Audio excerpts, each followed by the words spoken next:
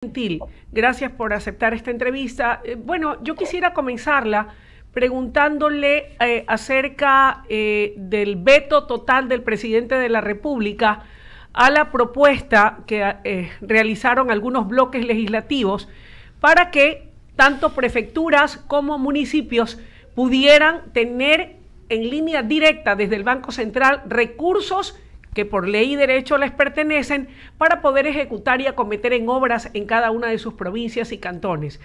¿Cree que ha sido pertinente la decisión del Ejecutivo? Sí, es lo que le correspondía hacer al Ejecutivo, porque no hay forma de que de los 16.000 millones de dólares de impuestos puedan tomarse 3.000 millones directamente y dejarlos en el Banco Central para que le entreguen esa plata a los municipios. Porque en ese momento se descompleta, porque solamente quedarían 13.000 millones de dólares en impuestos para pagar 10.000 millones de sueldos, 3.000 millones de intereses de deuda, 3.000 millones a la seguridad social, 1.500 millones del bono y 1.500 millones de bienes de servicio de consumo. No alcanza la plata, hoy día no alcanza. Pero ahí se las ingenia finanzas para tratar de sacar plata de deuda para pagarle a los municipios, pagar plata de deuda para pagarle a otros gastos que a veces están como reñidos con la ley y la Constitución, pero al hacerlo directamente, eso dejaría sin plata para algunos de los que mencioné, sobre todo sectores críticos como salud y educación. Tal vez sí será que a través de la focalización de los combustibles, eliminando los subsidios a las gasolinas, propuesta que está siendo socializada y que tiene el espaldarazo de los distribuidores, se puedan ahí sí obtener recursos que permitan atender las necesidades de los GAPs. Sí, o sea, el tema es que hay un déficit fiscal enorme, 5.000 millones de dólares es lo que está presupuestado para este año. Los combustibles sirve porque le podría dar 600 millones de dólares, quizás 800 millones de dólares en un año completo. Eso sirve para achicar el tamaño del déficit y no tener la urgencia de ir a buscar plata en este momento en el mercado internacional, que estaría la plata arriba de los 16% de interés, que es impagable. Finalizo con una muy puntual. ¿Hacia dónde deberán destinarse, o cree usted que ha tenido la experiencia como ministro de Finanzas en su momento, destinarse esos primeros 1.000 millones de dólares que ya ha desembolsado el Fondo Monetario Internacional? ¿A dónde van a ir a parar o qué debe hacerse con ese dinero? Deberían pagar los atrasos más viejos, más urgentes. Esa para mí debería ser la preocupación del gobierno. Hay gente que tiene problemas, que no ha recibido pagos de clínicas, que no ha recibido pagos de otros servicios, inclusive de seguridad social, también por allá municipios. Hay que pagar atrasos. Lo más urgente es pagar atrasos, de alguna forma a pagar los incendios. Y luego vendrá otra plata de impuestos y del IVA que ya está empezando a dar plata al fisco, entonces para pagar el resto. Pero lo más importante es atraso. Continúa Andrea González, mi querida Andrea. Gracias, Luisa, querida. ¿Cómo vamos, Fausto? Buenos días. ¿Cómo Andrea, estás? mucho gusto. Quiero compartir contigo una duda que me tiene días dando vueltas con el tema también del subsidio y de ir removiendo el subsidio a los combustibles fósiles. Ecuador se presenta como un país que quiere lucrar mucho de la minería a gran escala y abre las puertas a que hayan inversiones mineras. ¿Será que reconocemos que estas grandes minerías a gran escala utilizan como principal y única fuente de energía los combustibles que el Estado está subsidiando para la misma operación? Es decir, ¿tendríamos una idea de cuánto pierde el país subsidiando el combustible fósil de las mineras a gran escala, siendo encima esta la principal fuente de energía de toda la operación? No solamente el transporte de los materiales, sino el hecho de excavar, todo lo que se utiliza para las maquinarias pesadas para abrir el terreno. ¿Eso está calculado? ¿Hay cómo sacarlo? ¿Cuánto gana el país si no subsidia esto? Sí, no hay un cálculo que yo haya escuchado sobre la plata que va hacia las mineras. Lo que hemos escuchado es que reciben electricidad subsidiada, lo cual no tiene sentido, porque todo el mundo pague a nivel internacional lo más caro, y en el momento crítico de hoy día que las mineras sigan con la energía subsidiada. Eso no hace mucho sentido. Luego en el tema del diésel, me imagino que tendrán ellos un precio que no debe ser subsidiado, pero es mejor ir rompiendo este asunto de los subsidios. Son 1.600 millones de galones de diésel que se consumen al año. La mitad de eso es automotriz. Entonces, en las otras partes hay también que ir corrigiendo. El subsidio seguramente va a focalizarse cuando ya se empiece a romper el tema del diésel allá en el 2026, lo que yo calculo y veo en el programa con el Fondo Monetario Internacional, será focalizado a la gente que hace transporte público, a la gente que hace transporte de alimentos y quizás alguna actividad artesanal o industrial de exportación, pero no más. Entonces hay que ir rompiendo aquello y hay que ir presentando, como usted bien señala, cuánto es lo que estamos entregando a algunos sectores y ver si que en verdad nos retribuye. Claro, porque habría que hacer una resta muy sencilla, ¿no? De cuánto cuesta el galón subsidiado y cuánto cuesta el galón sin subsidio. Todo eso Ecuador está perdiendo en un negocio, porque la minería se presenta al país como un negocio para que haya más empleo, para que haya más réditos. No tiene sentido subsidiar la única fuente de energía que estas grandes, estos procesos requieren y que justamente deberían servir para que el país tenga más dinero. Y eso me lleva a la segunda pregunta. Tengo entendido, y corrígeme si me equivoco, que en el mundo en general los subsidios cada vez van reduciéndose, justamente por este riesgo de que a nivel de exportación crean que no estás siendo un competidor justo por subsidiar un producto más que otro país y que haya una competencia desleal. Pero en general, ¿el mundo ahora está llevándose a una tendencia de eliminar los subsidios o es realmente una visión de un lado o de otro de la política? Bueno, subsidios agrícolas hay desde hace muchísimo tiempo en Estados Unidos, eso es innegable.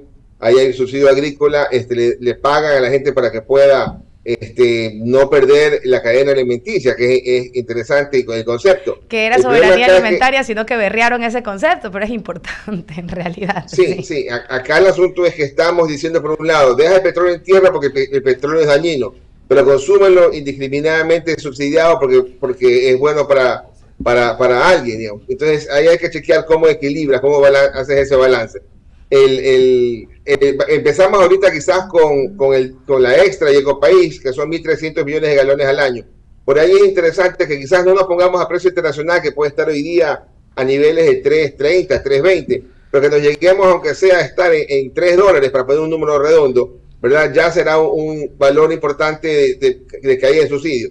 Y si se sigue llevando la gasolina para otro lado, porque sigue siendo más barata que Colombia o Perú, que se la lleven, pero al menos ya no está subsidiado. Así es, un país más caro en todo, menos en la gasolina, que es más barata que sus dos vecinos, con los que lucha justamente para frenar este tipo de sangre a la economía del país, que está calculada, corrígeme si me equivoco, pero el de sangre con todo del tema de subsidios se calcula en más de 7.000 millones, no por lo que le cuesta, sino por lo que se roban también.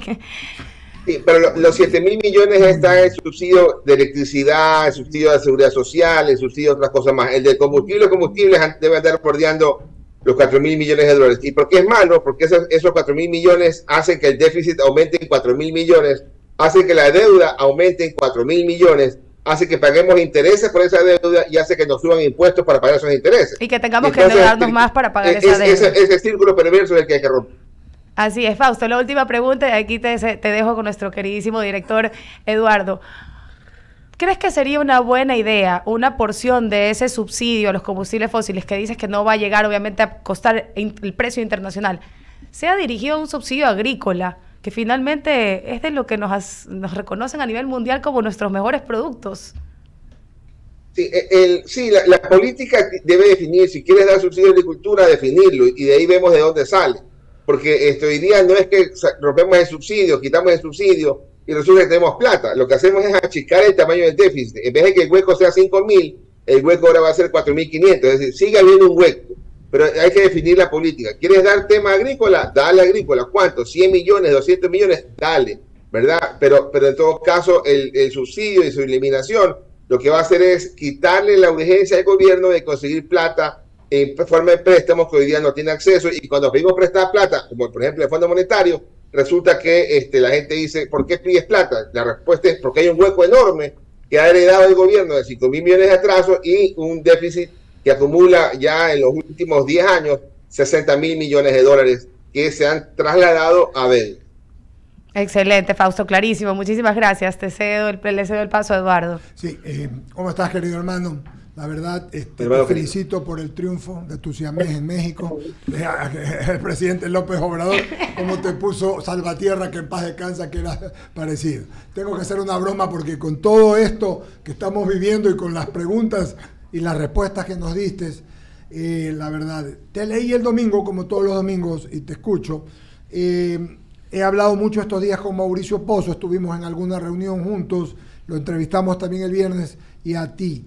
Yo solo tengo una pregunta para que la gente lo pueda entender y te voy a pedir que lo aterricemos a los temas técnicos. Una pregunta: ¿qué tiene que hacer el gobierno y la ciudadanía para salir de esta crisis de iliquidez y también para salir del tema de la crisis comercial en que vivimos? O sea, hablo en términos económicos, sé que la seguridad es primero, o sea, porque quisiera saber tu criterio. ¿Qué es lo que tiene que hacer el gobierno en breves rasgos para que esto se pueda mejorar? Porque la gente está sintiendo demasiado, lo que dice Andrea, un país caro, las cosas suben. Te cuento un caso: el aceite de oliva valía hace 10 días $12, ahora vale 20. Una cubeta de huevo, y te hablo en el Supermaxi, valía $6, ahora vale 10.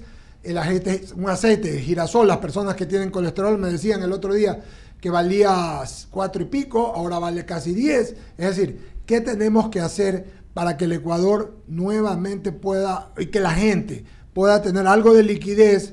El gobierno, ¿cómo lo ayuda? Y poder por lo menos terminar el segundo semestre del año con algo más de tranquilidad económica.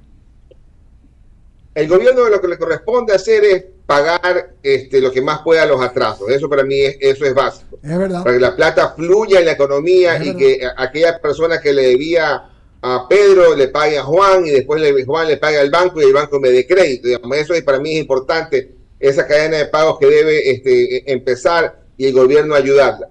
Luego, aquel que está comprando el aceite de oliva más caro, quizás le toque ir a buscar a otra cadena de supermercados a ver si consigue algo más barato, y si no consigue ahí, ir a ver si es que lo consigue en otro lado, y nos tocará caminar y de pronto bajamos un poquito de peso y mejoramos el ejercicio, pero nos toca hacer esa situación. Claro. La inflación este año va a estar bordeando el 3,5%, que no es una mala inflación. Tenemos aquí el precio, la subida de precios por el IVA, tenemos también quizás el aumento por la gasolina cuando ocurra. El año pasado la inflación fue pequeña, 1.3, el año anterior fue 3.5 también. Y entonces la inflación no va a ser un problema, pero sí nos va a empezar a pegar, y le va a empezar a pegar al que tiene sueldo fijo, y le pega más fuerte a la mayoría de ecuatorianos que no tienen ni siquiera sueldo. Entonces esa parte de la que también hay que chequear. Por eso es que es importante la generación de empleo. El gobierno tiene que trabajar con el sector privado para ver cómo genera empleo. O sea, ¿qué necesitas hacer para que genere empleo? Y el empresario le va a decir: oiga, deme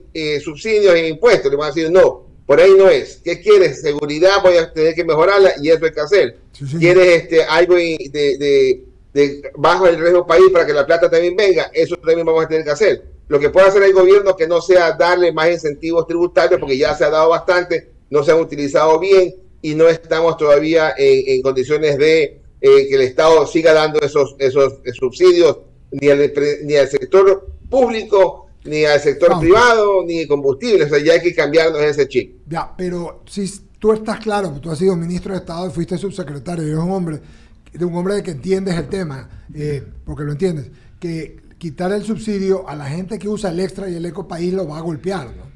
Le va a golpear en el bolsillo y va a haber descontento, sobre todo en la clase media, que utiliza en sus 3 segmentos, medio alto, medio típico y medio bajo, porque es un servicio que se utiliza, sea en moto, sea en carro, en bus, etcétera, ¿no? Sí, eso es cierto. Nadie niega que subir de 2.46, que es el precio actual, a $3, que son esos 40 centavos más, va a impactar. Ahora, el asunto es que ahora impactará menos que en el pasado, ¿verdad? Mi carrito viejo consumía el doble de lo que consume el carrito nuevo. Entonces la gente va a tener que empezar a decir: estoy gastando más en gasolina, quizás tengo que caminar un poquito, quizás tengo que rodar menos, quizás algo tengo que hacer, pero no podemos estar botando la plata. Se botan $4.000 millones al año en subsidios de combustibles. Eso es imperdonable, porque al final del día se paga en forma de deuda, se paga en forma de no atención a salud, no atención a seguridad, se paga. si subes el precio es como que le pusieras impuestos, pero al menos estás pidiéndole ese impuesto, entre comillas, a aquel que consume, y no le estás pidiendo el impuesto al señor que está parado en la esquina, que está esperando el bus, que está esperando otra cosa porque él no está consumiendo esa gasolina. Él tiene su ventaja por el lado del diésel, pero al menos el eliminar el subsidio de los combustibles tiene la virtud, la ventaja de que pague el que lo está utilizando. Nos toca acostumbrarnos a que tenemos que pagar por el combustible que estamos rodando. Esa es una lógica que tenemos que empezar a tener todos. En la super se consumían 200 millones de galones, hoy ya se consumen 58. La gente dijo, no, es muy caro, me pasé a la extra. Entonces ahora tendrán que combinar las gasolinas, ¿no? Algo tendrán que hacer. Pero no podemos estar como economía botando a la basura más de 4.000 millones de dólares de subsidio, y de ahí quizás 300 o 500 millones de contrabando. Eso es que ir cambiando, y lamentablemente esos cambios cuestan, ¿no? Y el gobierno debe enfrentar. Decías, Andreita. Sí, quería preguntarles, aprovechar que están hablando de ese tema, ¿ustedes qué tan justa creen que es la competencia de, por ejemplo, traer otro tipo de energías renovables que compitan con un combustible subsidiado? O sea, ¿qué tan difícil es entonces para una empresa proponerle, por ejemplo, las camaroneras, paneles solares, si se recibe un diésel o un combustible subsidiado? Estamos corchando ese mercado, motivo por el cual tampoco tenemos apertura para no solamente las grandes inversiones que también requieren seguridad jurídica, sino para los emprendimientos, las pymes. No, por eso no vemos tanta gente ofertando energías renovables, porque hay una competencia totalmente desleal contra un producto subsidiado por el Estado. Ahí sí está dumping, digo yo. ¿Qué opinas, Fausto? Y pareciera que por eso nos están castigando desde Estados Unidos con aranceles, porque dicen, oiga, pareciera que ustedes tienen subsidio, pareciera que tienen ventajas, y entonces están afectando al resto de competidores. Entonces, eso también, al final del día, la factura llega y se paga. Entonces, hay que enfrentarlo de mejor manera el país, ¿verdad? Eso hay que trabajar. Así es, y ojalá lo vamos a invitar para el tema dumping. Te regreso donde Eduardo.